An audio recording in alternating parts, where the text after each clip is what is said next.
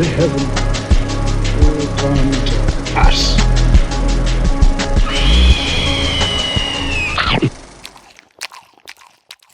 Welcome to Hamburgers and Horror, the home of meat, monsters, and men who are tall. I'm Noah Hook, and today we're looking at Phantasm 2.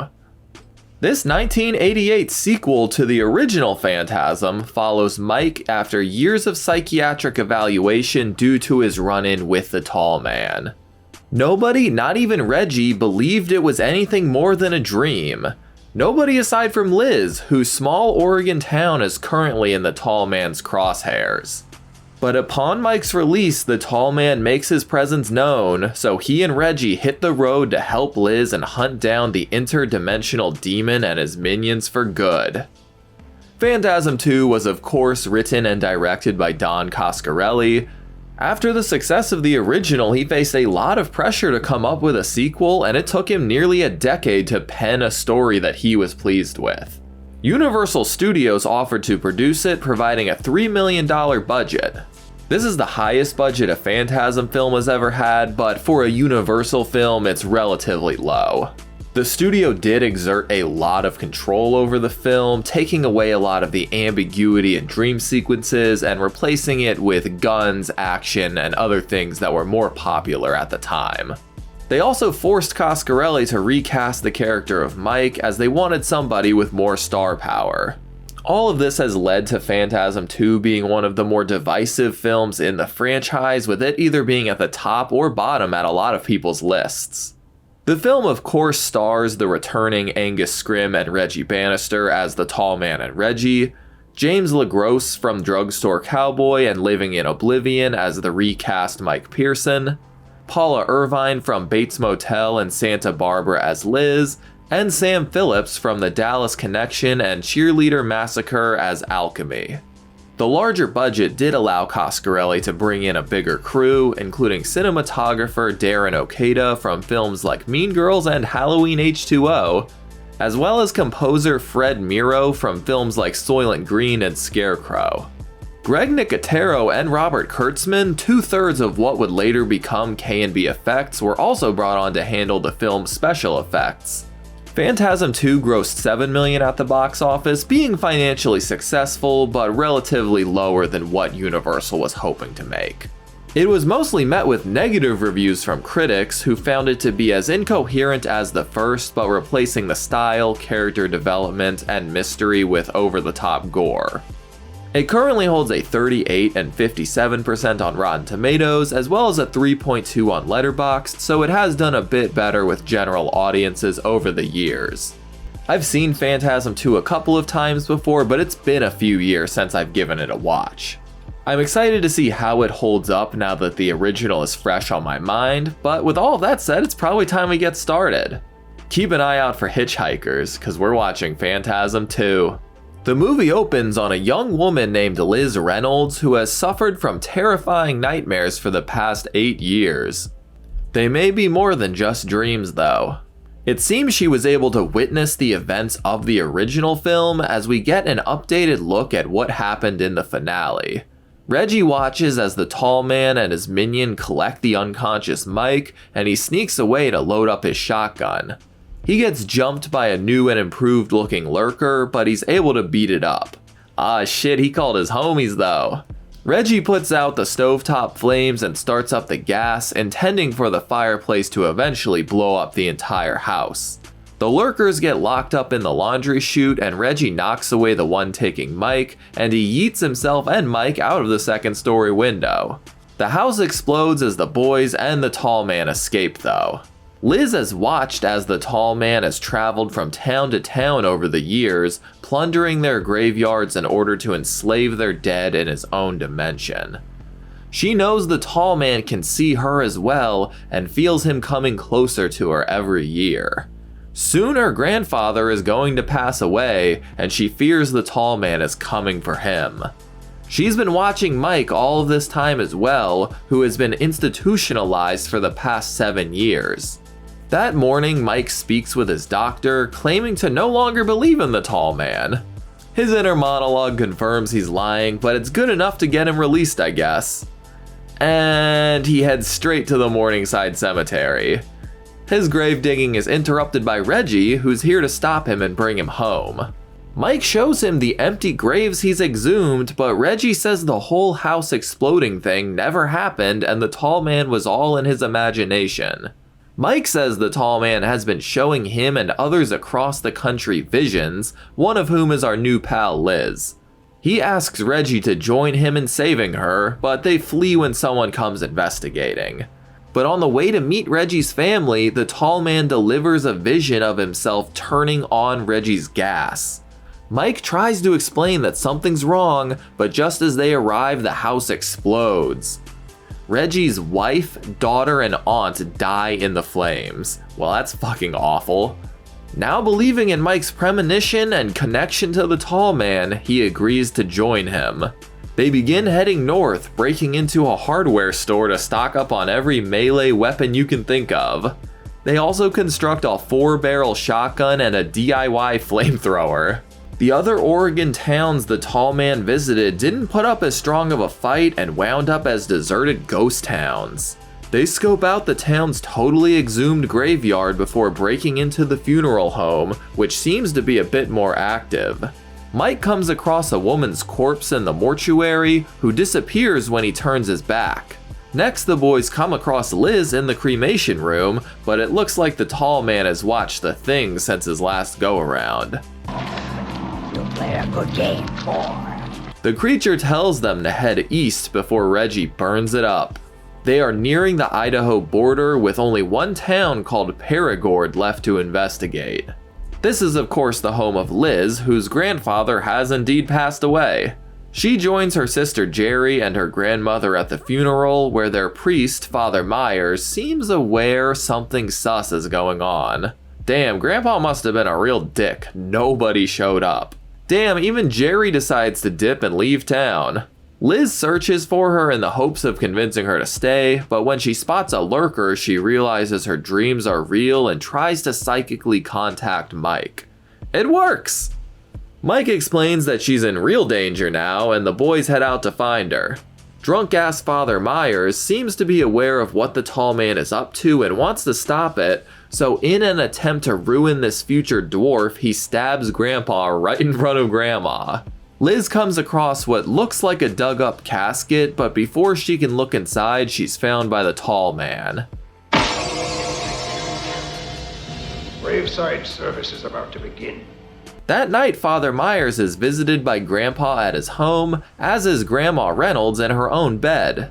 While Mike is napping, Reggie picks up a hitchhiker named Alchemy, who looks just like the naked corpse he saw earlier. He voices his concerns while they take a leak together, but Reggie is so hard up he's willing to risk this lady's life. Sir, how long has it been since your wife and daughter got burnt to a crisp?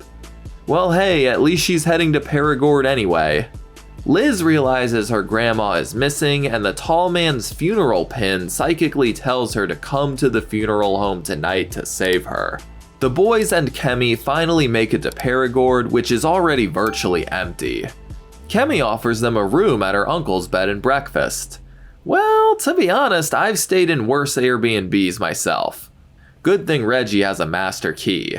Meanwhile, Liz has found her grandpa's dug-up grave and heads inside the funeral home. The boys fortify Kemi's accommodations with some redneck booby traps before heading out, and Liz watches one of the tall man's assistants embalm a body. She also witnesses this fellow wearing a gas mask, which are known as gravers, as he brings in a freshly dug up corpse. The boys finally make it to the Perigord Cemetery, where they spot another graver outside. Father Myers is alive and wandering around as well, I guess, but this adventure is going to be short-lived. The tall man emerges and begins hanging the priest by his cross necklace. You think that when you die, you go to heaven. You come to us. He drops the priest and allows him to flee, as his sentinel orbs are itching for a good chase. The priest briefly runs into Liz and warns her to hide before an orb emerges and chops his ear off. It swings back around and finishes him with a classic drill to the noggin. The tall man grabs Liz and super duper yeets her into a wall and has her now dwarven grandma say hello. Liz conks her with a vase and keeps on moving, running into Mike in one of the graves. They retreat back to Alchemy's, where Mike is super excited that another human being can confirm the crazy shit he's been telling Reg all these years. The group decides to wait out the rest of the night before leaving town. While Reggie and Kemi get down and dirty, Mike and Liz have a heart-to-heart in their dreams. Apparently their dream-based psychic abilities make them important, something that the tall man has special plans for. And they confess their love to each other. How lovely. Their rootin' tootin' good time is interrupted by a grenade blast, but it looks like they just killed a neighborhood cat. The tall man uses this distraction to snatch up Liz, and he takes off in the hearse before they can catch him. Reg says farewell to Alchemy, and the boys race after the tall man. But before Reggie can get a shot, the tall man pushes them into a rock, causing them to flip and crash. They have a close call with a gasoline leak catching on fire, but they manage to escape the CUDA before it explodes. Phantasm really is the Fast and Furious of horror. It's all about family, car chases, and explosions. The boys break into the funeral home and Liz awakens as one of the mortician assistants is taking her to the crematorium. Reg pours some hydrochloric acid into the embalming fluid to prevent future reanimated corpses, and the boys find a keyhole that would perfectly fit one of the spheres.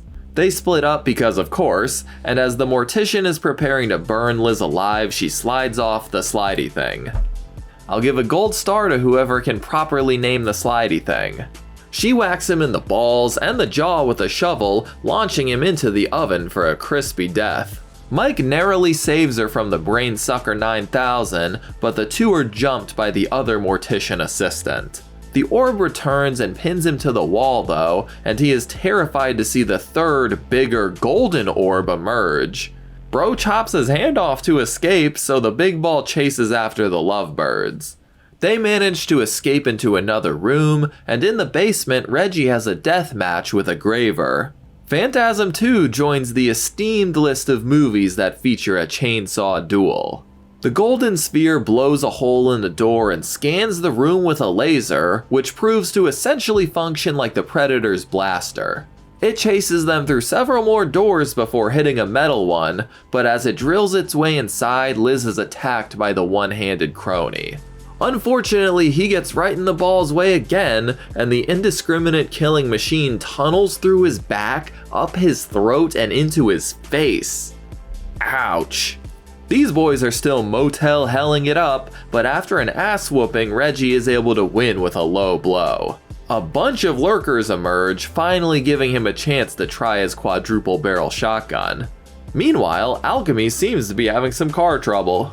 The homies reconvene and collect the pinned down sentinel, which they use to open up the door to the tall man's white room. It's portal time, baby! Look at all these ooey gooey dwarves. The tall man arrives and bitch slaps Reggie, chokes Liz, and yeets Mike towards the portal. Reggie jumps in to give Mike a hand, and the two narrowly escape from a newly hatched lurker. The tall man straps Liz down with the intent to embalm her, but Mike returns with the Brain Sucker 9000. It does drill him in the head, but has little effect. The wound sprouts a big bug arm, but before it can attack, Liz stabs the tall man with the embalming needle. Reggie turns the machine on and pumps him full of acid, which begins spewing through every part of his body. This seems to kill the tall man, and Reggie lights the funeral home up in flames, and Kemi arrives in the hearse to pick them up. The crew celebrates until Kemi reveals herself to be the tall man in disguise. The hearse comes to a halt and they watch as a bloody Reggie collapses outside. Mike tries to convince Liz this isn't really happening, but the tall man assures them this is real to end the movie. It's a dream. It's only a dream. No, it's not. And that's Phantasm 2. Man, I really forgot how much fun this one is. This really is the Aliens to Alien, or more accurately, the Texas Chainsaw Massacre 2 to the Texas Chainsaw Massacre of this franchise. The dreamlike qualities, immersive atmosphere, and strange editing and sound design are mostly gone, but in their place are way better effects, a much bigger story, and way more action. It's less surreal and less scary than the original, but I'd argue it's more cohesive and well made. Angus Scrimm was great in the original, but he honestly got so little screen time. The tall man is all over Phantasm 2, and it's to the film's benefit for sure. Part 1 was a great intro to the character, but this is where he really cements himself as a horror icon. We get a slightly increased look into his operation as well, beginning to understand a bit more about what he's doing and how he's getting away with it. The film never really says it out loud, but it's clear the tall man is able to essentially erase or alter memories, which is why Reggie and seemingly nobody else has any memory of the first film. This is also how he's destroyed multiple towns without anybody noticing. The new and improved lurkers look great, as does whatever the fuck this thing is. The movie still only hints at how or why Mike and Liz are special or important to the tall man, and I think my biggest complaint across this whole franchise is gonna be that I wished just a little bit more was tied up by the end of each film. I certainly don't mind ambiguity, but I want some questions to be answered. I'm not sure if a single question was answered from the first film into this one. But it does confirm that, at least so far in this story, Jody is in fact dead. But now it can be assumed that the tall man killed him and altered everyone's memory to think it was just a car crash. I do wish Jody was mentioned a bit more, and I have the same wish for Reggie's burnt up family. They died just as quickly as they were mentioned, and we never get to see any real emotion from Reggie on the matter. But aside from that, I really enjoy Reggie and his promotion to co-protagonist. Both he and Mike have a sort of Ash Williams thing going on here. I don't feel the same emotional connection that I felt with Mike in the previous film, but I still have a great time rooting for him and Reggie this time around. Liz is a great new character, and probably the one I feel most for throughout the film. Is it just me, or does she look exactly like Lar Park Lincoln from Friday 7?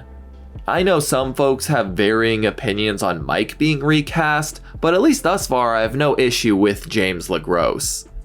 I thought he gave a solid performance, especially considering he was taking over a pre-existing character. Keep in mind I haven't seen 3 through 5 yet, so I'm curious to see how they handle A. Michael Baldwin's return and how he does returning to the character. But what I really love about Phantasm 2 is the upgraded settings. We still get a really killer looking funeral home in Perigord, but we also get ghost towns and an entirely dug up cemeteries. While the atmosphere created through the camera isn't as present in this one, there is so much atmosphere created through the great set design. And that kind of goes for everything in this film.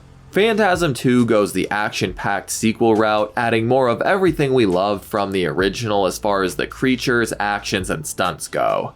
It's still a bit incoherent and ambiguous like the original is, but less so in the editing and more so in just the film's premise. It's just odd that the film takes place 8 years after the original, and the tall man seemed to have just left Morningside during this time, but then he shows up and kills Reggie's family just to be petty, I guess? Alright, time to hit the road, I guess. And I like the road movie part of this, but that portion felt a bit rushed as well. But I also wanted the boys to hurry up and get to Perigord. Every portion of the film had sequences that I really loved, but every portion also felt a little bit rushed, but also a little bit underbaked. I feel like a little bit more time added to all the different segments would have made the whole thing feel a lot more consistent throughout. But these are all small critiques, as I really do enjoy Phantasm 2. It ups the ante in almost every way and gives us more tall man, more killer balls, more scary Jawas, more surreal bug monsters, and the new inclusion of flamethrowers, 4-barrel shotguns, and laser balls. While tonally different, it still feels like a continuation of the same story and makes for a great double feature with the original. Well, that's about it. What do y'all think of Phantasm 2? Let me know down below. There's so much to appreciate and speculate on here, so please share your thoughts, theories, and takeaways in the comments. Soon we'll be checking out Phantasm 3, but first I've got to check out a patron request. Join me in 2 weeks as we check out a 2023 horror film called Divinity. Thank you all so much for joining me, and an extra thank you to my patrons. As always, I'm Noah Hook, and thanks for watching Hamburgers and Horror. Stay safe out there. Thanks for watching my review of Phantasm 2. If you enjoyed this video, be sure to like and subscribe so you can keep up with all my horror reviews. And if you want to help support the channel further, you should check out my Patreon account. You'll be able to vote for future movies and franchises I cover on the channel. Thanks y'all.